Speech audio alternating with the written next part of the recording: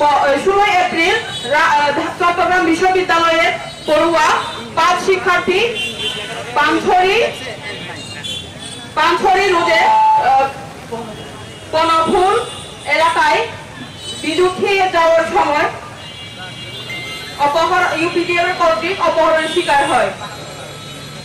আমরা অবিলম্বে তাদের 5 শিক্ষার্থীর মুক্তি এবং আমি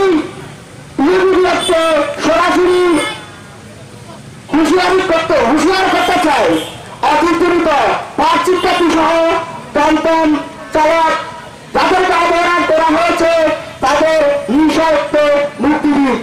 সেই সাথে ইউপিডিএফ তথা পার্বত্য চট্টগ্রামে যে সকল সংগঠন রয়েছে সবাইকে হুঁশিয়ারি করতে চাই, এ ধরনের অপহরণ বাণিজ্য এবং রাজনীতি আর যেন না ঘটে। চট্টগ্রাম বিশ্ববিদ্যালয়ের 5 শিক্ষার্থীকে অপহরণ এবং রাঙ্গামাটি জেলার কাউখালী উপজেলার এক আদিবাসী মারমা মেয়েকে খুলে নিয়ে দর্শন করার প্রতিবাদে আজকে দুঃখ মিছিল ও প্রতিবাদ সমাবেশ।